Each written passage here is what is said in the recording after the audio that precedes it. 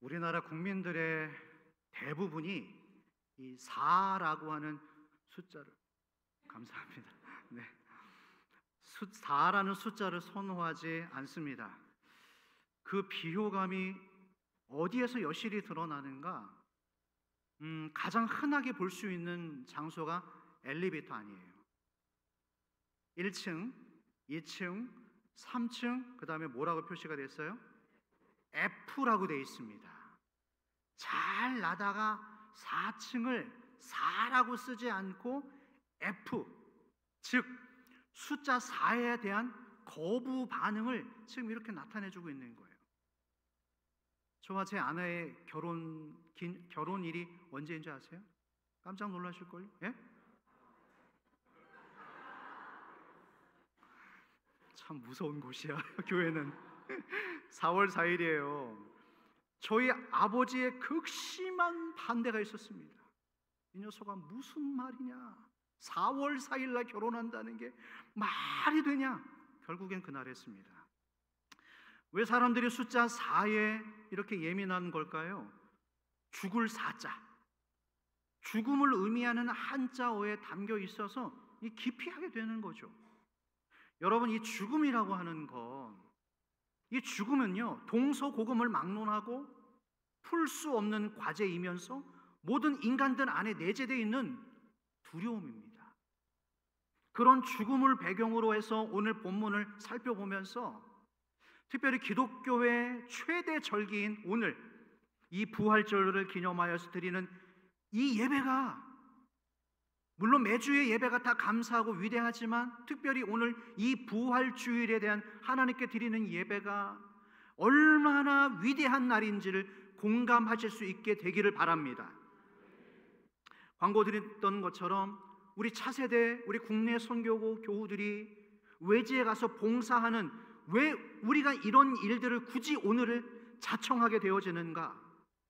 이분들의 이 봉사의 원천이 무엇인가? 사람들의 칭찬이 아닙니다. 이목 받는 것이 아니에요. 예수님의 부활을 믿기 때문입니다. 오늘 우리는 이 예배 시작에서 사도신경 들었잖아요. 우리의 믿음을 고백했습니다.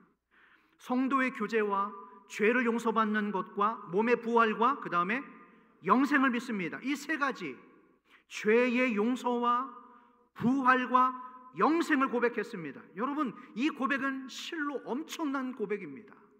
대단한 고백을 지금 하신 거예요.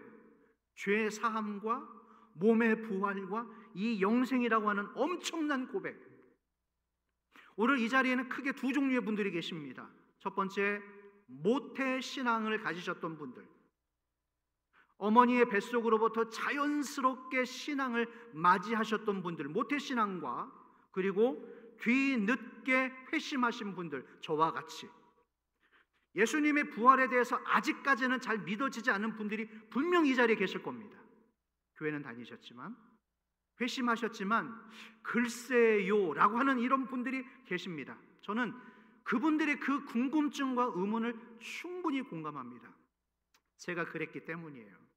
제가 이 부활 사건에 대해서 의심을 가졌던 사람이기 때문에 그랬습니다. 그래서 오늘 저는 이 부활 주일에 예수님의 부활에 대해서 그 부활이 무엇인지를 다시 상기하게 될 것입니다. 왜냐하면 이 기독교의 신앙은 부활 가운데 내 신앙의 진실성, 당위성, 그리고 신뢰성이 다 여기에 담겨 있기 때문이죠. 우리가 항상 기도를 마칠 때 예수님의 이름으로 기도를 마칩니다. 그렇죠? 그런데 만약 예수님의 부활을 믿지 못하는 분들이 기도를 하신다면 그분들의 기도는 죽은 자의 이름으로 기도하는 거예요. 이게 얼마나 무의미한 기도입니까? 죽은 사람의 이름으로 기도를 드린다? 말이 안 되죠. 그러나 우리는 예수님이 부활하신 것을 믿기 때문에, 우리는 예수님을 부활하신 것을 믿기 때문에 사망 권세를 이기신 예수님의 이름으로 기도를 하는 겁니다. 기독교는 이 부활 신앙의 모든 것이 다 담겨 있다고 해도 과언이 아니에요. 그렇기 때문에 오늘 저는 여러분들에게 대해서 짧게나마 부활에 관하여서 다시금 알려드리고 싶어요. 아직 부활에 대해서 잘 모르시는 분들, 확신이 없으시는 분들, 그분들이 쉽게 알아들을 수 있도록 말씀을 전해드리고 그 자리로 초청합니다. 자, 첫 번째, 우리 모두에게 던지는 질문. 목사님, 부활이 진짜예요? 이 부활 사건이 정말입니까? 이 질문입니다. 미국의 노스캐롤라이나 주의 명문 대학 듀크 유니버시티 영문학 교수님이신 레이놀드 프라이스라는 교수님께서 세계의 복음이라고 하는 책을 쓰셨어요. 근데 이분이 문학가이시면서 소설가이면서 미국 안에서 되게 유명한 평론가이시면 영화 평론가세요. 그러니까 이 지혜가 아주 대단한 분이죠. 스마트한 분이세요. 그런데 이분이 예수님의 부활 사건을 접하신 거예요. 자, 이 스마트한 교수님께서 2000년 전에 예수님의 부활 사건의 말씀을 접한 후에 말씀하시기를 이것은 진짜다. 소설처럼 허구로 사람이 지어내서 짜내서 만들어낸 이야기가 아니라는 거예요. 책을 많이 쓰신 분들, 그리고 글 작가하신 분들은 어떤 글이든지 글을 보면 그게 답이 나온답니다. 이게 소설인지 이게 인위적으로 만들어낸 글인지 다큐인지 금세 짐작이 가능하다라는 거예요. 그분이 말씀하시기를 예수님께서 갈릴리 바다에서 제자들과 함께 물고기를 잡습니다. 몇 마리를 잡았죠 그때? 153마리를 잡았어요. 이 교수님이 이 부분을 예로 든 거예요. 이 부분을 예로 들면서 맞다. 그렇기 때문에 성경은 인간의 창작 소설이 아니라 인위적인 소설이 아니라 팩트라고 말을 하는 겁니다. 왜 그런가? 소설에서는 굳이 이 사건에 대해서 100몇 마리를 잡았다라고 구체적으로 진술할 이유가 없다라는 거예요.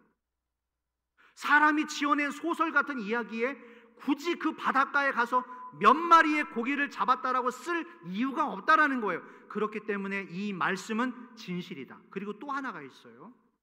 그게 뭐냐면 오늘 우리가 읽었던 이 본문의 여자 주인공이 누구예요? 마리아입니다. 마리아. 성경 안에서는 동명이인 3인 많습니다.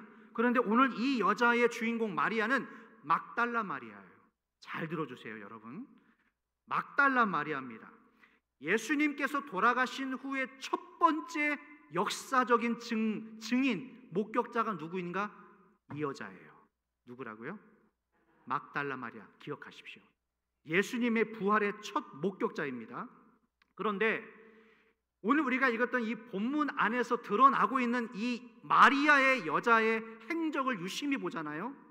읽어다 보시면 결과적으로 이 여자는 예수님의 부활을 절대로 기대하지 않았습니다.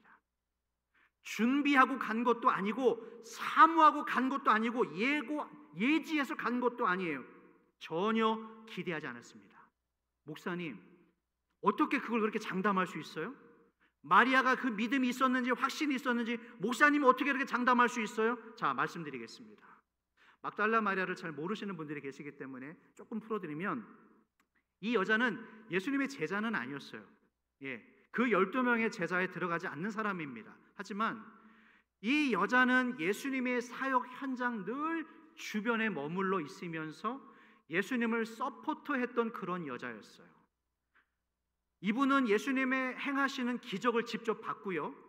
오병이어로 5,000명을 먹이는 그 기적의 사건에 함께 있었고요. 또 안진뱅이를 일으키는 기적을 함께 봤고요. 심지어 나사로라고 하는 사람이 죽었던 사람이었는데 무덤 문을 열고 나오는 그 장면을 두 눈으로 똑똑히 목격한 사람이 바로 이 사람입니다. 막달라 마리아. 뿐만 아니라 예수님의 산상설교, 그 많은 가르침들, 그 현장에 있었던 여자가 이 여자고요. 하나 더, 무엇보다도 갈릴리에서 예수님이 이전에 내가 어떻게 죽게 될 것이고 며칠 만에 다시 살아날 거야 라고 하는 이 이야기를 들었던 여자가 누구라고요? 막달라 마리아예요. 그런데 그 말씀처럼 예수님이 정말 죽으셨어요. 그리고 무덤에 안치되셨어요. 마리아는 그 무덤에 쫓아갈 정도까지 정말 열심히 있었고 믿음이 있었던 여자입니다. 예수님 버리고 도망친 남자 12명 제자보다 이 여자가 사실은 더 훌륭한 여자예요. 그런데 중요한 것은 부활을 믿지는 않았다는 거예요. 왜냐하면 무덤 문이 열려 있었어요. 막달라 마리아가 그 문 앞에 갔을 때 예수님의 무덤에 그 엄청난 크기의 돌문이 열려져 있었습니다. 오픈되어 있었어요. 자, 여기서 만약 여러분들이 마리아였다면 말씀이 생각났겠죠. 맞다. 예수님이 부활하신다고 그랬지? 문 열렸네? 부활하셨네? 할렐루야 아멘. 빨리 이 소식을 가서 우리 목사님에게 알려드려야겠다. 여러분 같으면 그렇게 했을 거예요. 여러분 같으면 그렇게 하셨을 거예요. 우리 해남중앙교회 여성분들은 그렇게 했을 겁니다. 네, 여성분들의 파워가 제일 세요. 그런데 어제 새벽 예배 오신 분 혹시 기억하세요? 예수님의 그 빈 무덤을 보고 여자들이 어떤 반응을 했죠? 근심을 했어요. 걱정을 합니다. 예수님이 부활할 거라고는 이 사실은 까맣게 잊어버리고 걱정부터 하기 시작하는 거예요. 자, 그 걱정의 현장 11절, 13절, 11, 13절 다 같이 시작. 마리아는 무덤 밖에 서서 울고 있더니 울면서 구부려 무덤 안을 들여다보니. 자, 여러분, 마리아 지금 뭐 하고 있어요? 서서 울고 있어요. 왜 울어요? 왜 울고 있어요? 13절 시작. 천사들이 이르되 여자여 어찌하여 우느냐 이르되 사람들이 내 주님을 옮겨다가 어디 두었는지 내가 알지 못함이니이다. 오 마이 갓. 지금 천사가 이 여자를 위로하고 있어요. 울고 있어요. 예수님 시신 어디 갔는지 찾고 있어요. 천사들이 나타나서 지금 여자를 위로하고 있다니까요. 심지어 등을 딱 돌려보잖아요. 예수님이 서 계세요. 예수님이 지금 부활하셔서 자기 옆에 서 있는데 그것도 몰라보는 거예요. 예수님 얼마나 당황하셨을까요? 헐, 예수님 그랬을 것 같아요. 나 여기 지금 서 있는데. 자, 그게 14절입니다. 14절 한번 다 같이 시작. 이 말을 하고 뒤로 돌이켜 예수께서 서 계신 것은 보았으나 예수이신 줄은 알지 못하더라. 막달라 마리아는 예수님의 부활 사건을 믿지 않았어요. 이미 부활하셔서 자기 옆에 서 계시는 주님을 만나보고 있으면서까지 믿지 못하는 거예요. 말이 안 된다고 생각하는 거예요. 죽어 있었던 사람이 어떻게 다시 일어날 수 있는가? 예수님과 지금 당장 대화를 나누고 있는 가운데서도 예수님을 몰랐다라는 겁니다. 그렇기 때문에 마리아는 예수님의 부활을 기대하지 않았었어요. 어쩌면 이 모습이 지금 우리 모습일 수 있어요. 부활주일 예배에 지금 참석해서 예배를 드리고 있는 가운데서도 부활의 기쁨이 없고 그 부활의 주님이 보이지 않는다면 어쩌면 이 마리아의 이야기는 우리 이야기입니다. 믿지 못하는 거죠. 여러분, 부활은요 어느 종교에도 없는 개념이에요. 부활이라고 하는 종교 들어보셨어요? 자기가 믿고 있는 신이 죽었는데 사람이 죽였어요. 이런 무기력한 신이 어디 있어요? 그런데 그 신이 부활했답니다. 종교 창시자들의 그 탄신일은 얼마나 대단하게 지켜요. 여기 뭐 신천지 그 사람 생일 헬기가 동원해. 헬기가 막 수만 명의 젊은이들이 와 열광하고 그 사람의 생일 잔치에 이렇게 열광을 합니다. 신의 부활을 기념하는 종교는 없어요. 탄생일을 기념하는 종교는 많이 있지만 죽었던 사람의 손에 죽었던 신이 부활하는 그런 종교는 우리 기독교 말고는 없습니다. 어쩌면 그래서 더더욱 사람들이 믿기가 더 어려울 수도 있을 것 같아요. 그러니까 이 막달라 마리아가 믿지 않았다는 거예요. 예수님의 기적을 그렇게 체험했음에도 불구하고 믿지 않았다라는 그 여인의 믿음 없음. 그리고 또 하나 제기할 수 있는 문제가 또 하나 있습니다. 그게 뭐냐면 여자분들은 감사하셔야 돼요. 만약 여러분들이 지금 2000년 전에 여기에 태어나셨잖아요. 그때 태어나셨으면 그냥 지위가 없어요. 사회적 지위가. 지금은 막 대단하죠. 남자 위에 막 있잖아요. 여자분들이 집에서는 막 뻥뻥 소리 지르고 남자분들한테 그러잖아요. 저희 집 얘기는 아니에요. 오해하지 마십시오. 네, 저희 집 얘기는 아니에요. 그런 집들이 있더라고요. 여자분들이 사회적 지위가 엄청 올라가셔가지고. 그런데 이때 당시에는 어땠냐면 여자분들의 지위가 없었어요. 인권이 없었습니다. 가령 어떤 불미스러운 사건을 여자분들이 목격을 하는 거예요. 살인 사건이나. 그 목격자니까 법정으로 증인으로 가잖아요. 그런데 그 여자분들이 법정 안에서 증언을 하는 그 증언이 아무런 효력이 없어요. 신뢰를 받지를 못합니다. 그 정도로 여자분들의 그 인권이 무너져 있었습니다. 5천 명의 그 오병이어 사건의 기적에서도 여자분들의 숫자는 여기 5천에 개수되지 않았습니다. 미국도 보잖아요. 여성들이 투표할 수 있는 그 투표권이 불과 1세기 전에 주어졌다면 믿겠어요? 미국이라고 하는 이 거대 국가에서 1세기 전에서야 겨우 여자분들이 투표할 수 있는 권리를 얻었다면 2000년 전에 이때 당시에 여자분들은 말할 것도 없는 거예요. 게다가 끝이 아니에요. 또 하나만 더 제기할게요.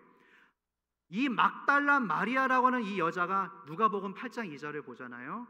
누가복음 8장 2절 한번 띄워주십시오. 다 같이. 너무 중요해요. 시작. 또한 악기를 쫓아내심과 병고침을 받은 어떤 여자들 곧 7 귀신이 나간 자 막달라인이라 하는 마리아와 중간에 보세요. 이 막달라 마리아가 어떤 여자였냐면 과거를 지금 드러내고 있는 겁니다. 성경에서 7 귀신 찾으셨습니까? 고개만이라도 한번 끄덕여 주시면 감사하겠습니다. 7 귀신 찾으셨어요?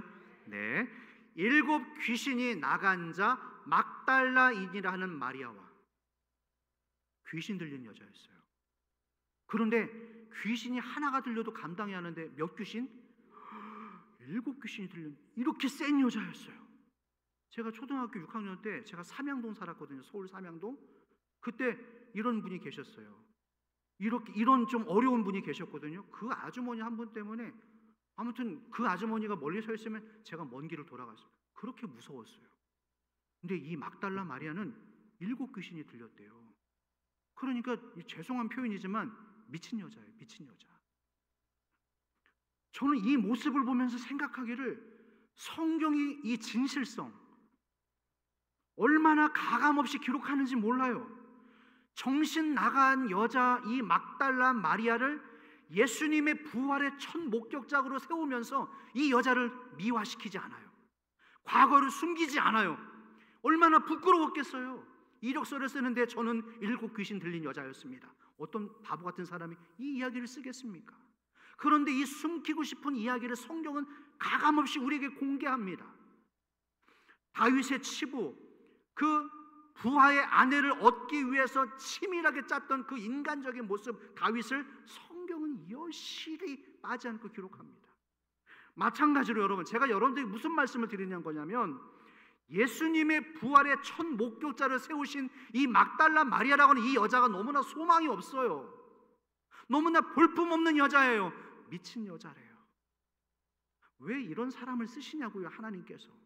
아니, 똑똑하신 분들 많고 유학 갔다 오신 분들도 계시고 왕도 있고 귀족도 있는데 이런 사람을 통해서 멋지게 드러내서 사용하시면 얼마나 효과가 있어요. 그런데 7 귀신 들린 여자 또 뿐만이 아닙니다. 여러분 막달라 마리아라고 그랬잖아요. 막달라가 어딘지 아세요? 막달라 모르시는 분들이 있을 겁니다.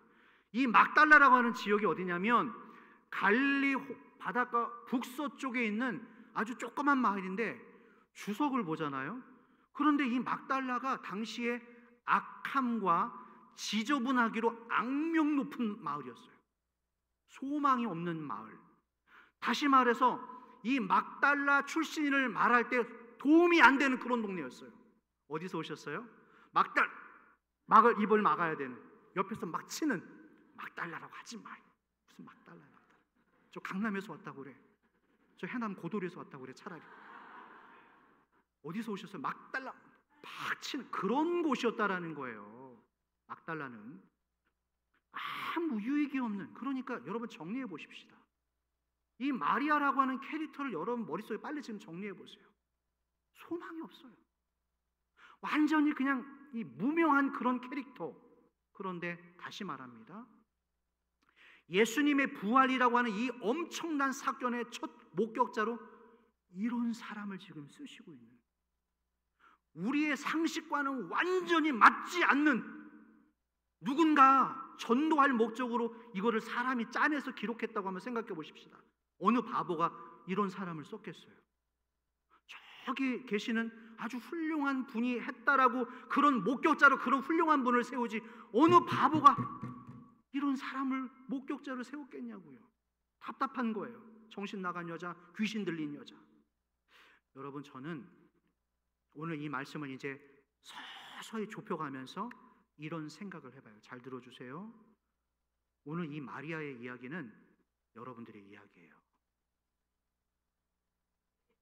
오늘 이 마리아의 이야기는 여러분들의 이야기입니다. 이 마리아라는 여자가 갖고 있었던 상처, 실패, 손가락질, 이런 상처를 가진 사람들이 오늘 저와 여러분들이라는 거예요. 다시 말해서 하나님께서 우리를 부활의 목격자로 저 바깥에 세상에 내보내시기에 저와 여러분들은 흠이 너무 많아요. 지금 너무 부족한 게 많아요. 무명한 사람들이에요. 우리의 출신 성분도 그다지 좋은 사람들이 아니에요. 어디다 쓰기에 내놓기에 정말 부족함이 많은 사람들이지만 그럼에도 하나님은 마리아처럼 저와 여러분들을 지금 사용하고 있는 거예요. 이게 감동이 되셔야 돼요. 이게 아몬이 되셔야 됩니다. 좋아요. 그러면 그렇다 칩시다. 목사님, 내가 여기까지 그럼 받아주겠소. 그러면 하나만 마지막으로 물으십시다. 2000년 전에 예수가 부활한 것과 나와 무슨 상관이요? 내가 지금 밥 벌어 먹고 살기로 바빠 죽겠는데, 힘들어 죽겠는데 예수가 살아난 것과 오늘 나와 무슨 상관이요라고 하는 이 도전적인 질문을 던지시는 분들 차라리 고마워요. 그렇게 물어주셨어. 말씀드리겠습니다. 또 역시 마리아를 소개합니다. 무명한 곳, 아무것도 내세울 것 없는 지극히 평범한 이 여자를 하나님이 살려주셨다는 것, 저도 마찬가지예요. 저도 그런 사람이었습니다. 제가 뒤늦게 군 생활을 하면서 예수님을 영접했어요. 제가 얼마나 교만하게 살아왔는지 제가 차마 말을 할 수가 없어요.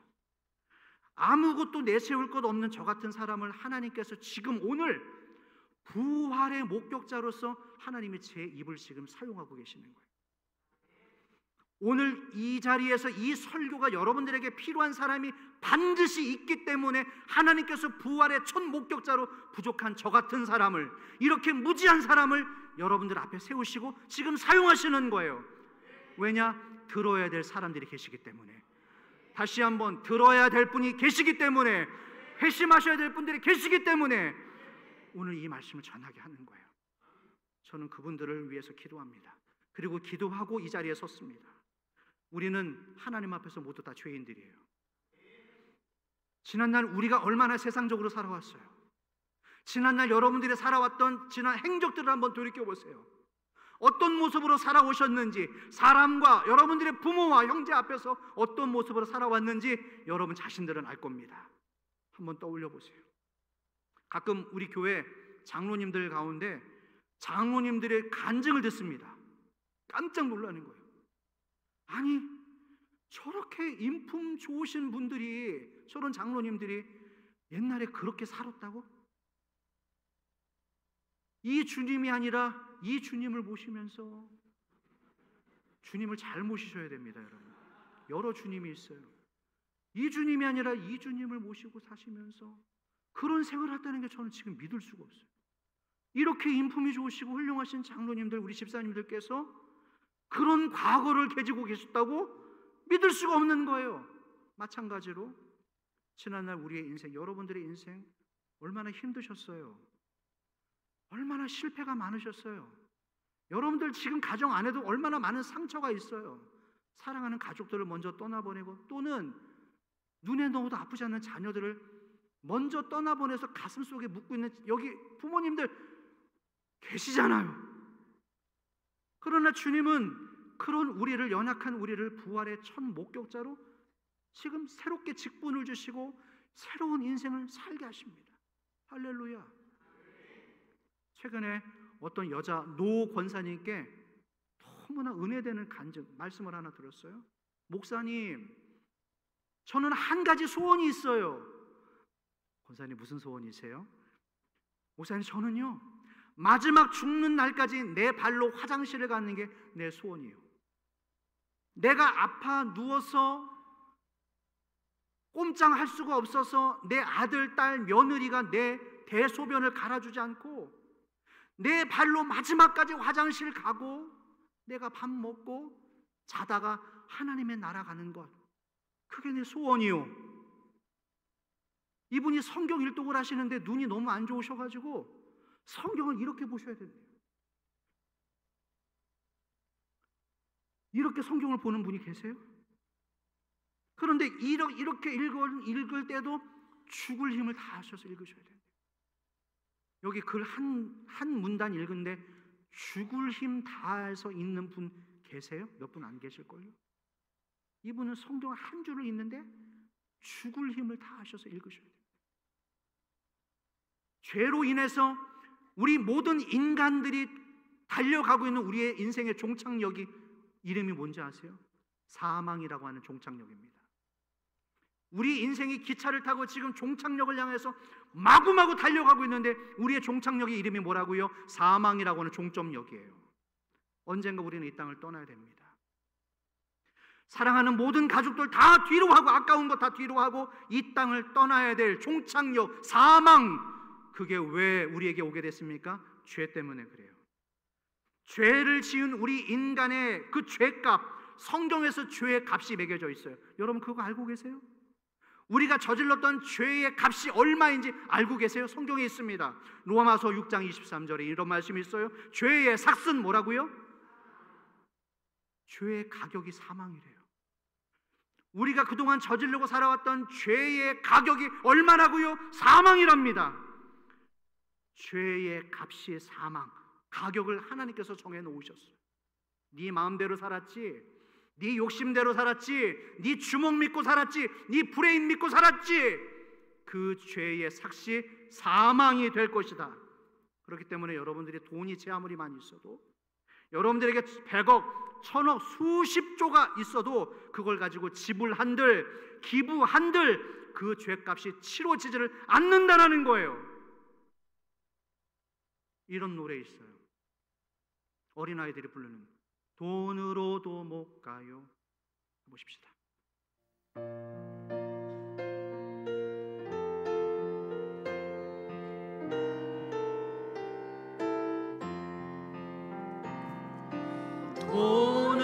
돈으로도 못 가요.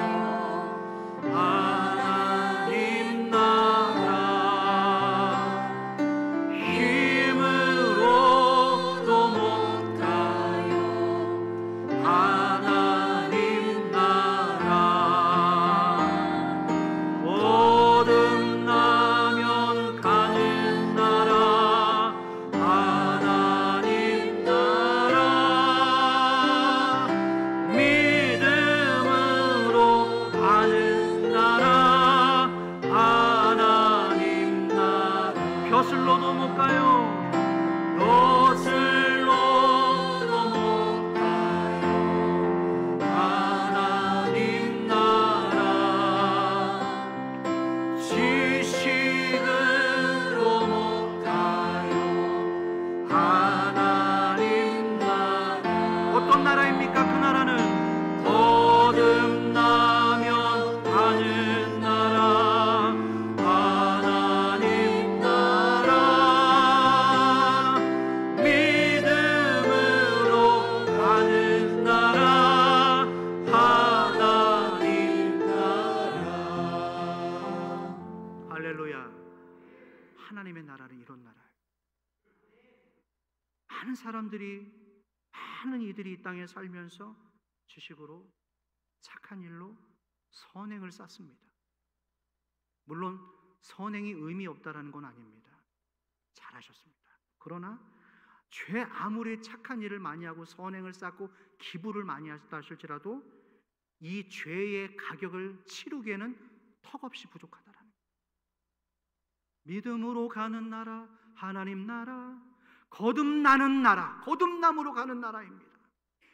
그래서 우리가 우리 방법으로 죄값을 도저히 갚을 길이 없기 때문에 예수님이 이 땅에 친히 내려오신 사건, 이 땅에 오셔서 당신의 죽음으로써 우리가 갚아야 될, 치렀어야 될 죄의 값을 치러주시는 사건이 바로 이 십자가 사건이라는 거예요.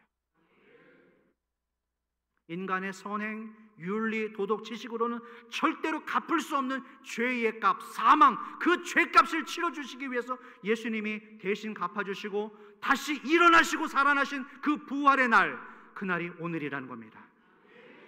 부활이 무엇인가 간단하게 정리하겠습니다. 부활은 내가 죽었어야 될 그 사망의 값을 예수님이 대신 완불해 주는 거예요. 누군가 식사를 합니다. 자기가 납부했다는 그 값을 지불했다는 납부 영수증, 예수님의 부활은 바로 그 납부 영수증이에요. 너가 치렀어야 될 그 값을 내가 대신 지불해 줬다라고 하는 영수증이 바로 예수님의 부활이라는 거예요. 할렐루야.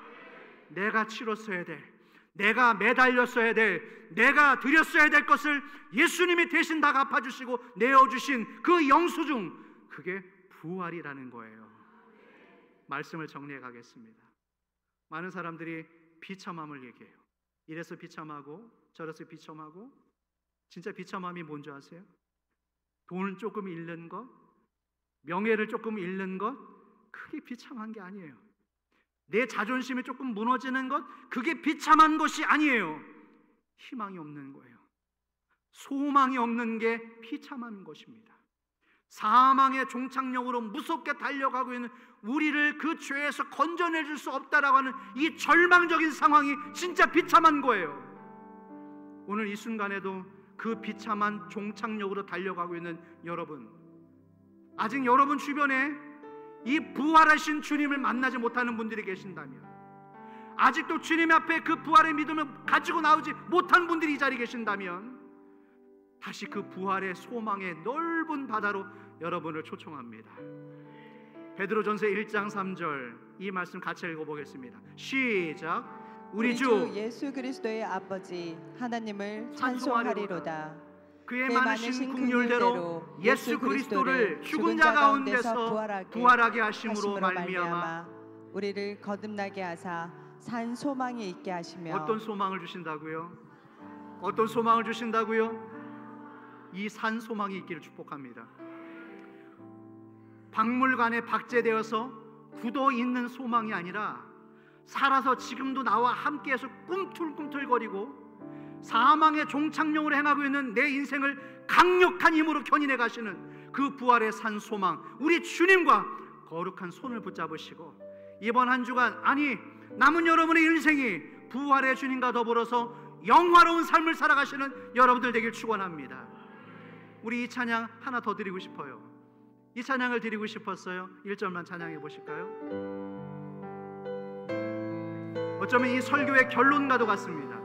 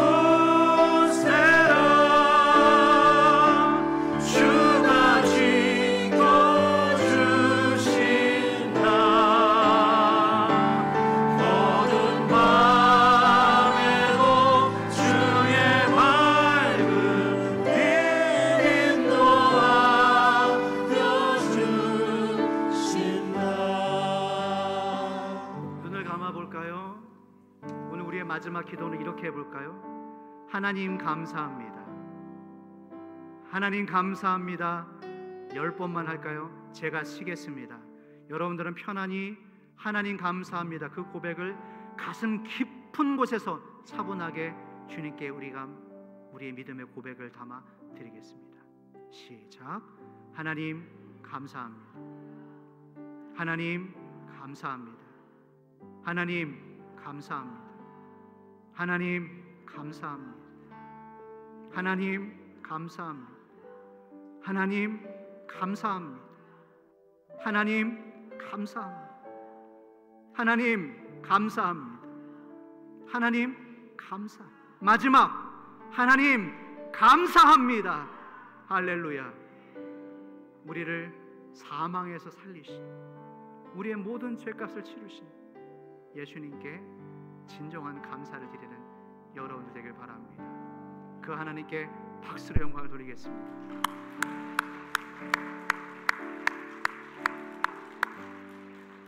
마지막 결단 찬송은 다 같이 자리에서 일어나겠습니다. 온 믿음과 감사의 마음을 담아 큰 박수 치시면서 살아계신 주 독생자 날 위하여 오시었네 박수치며 찬양하겠습니다.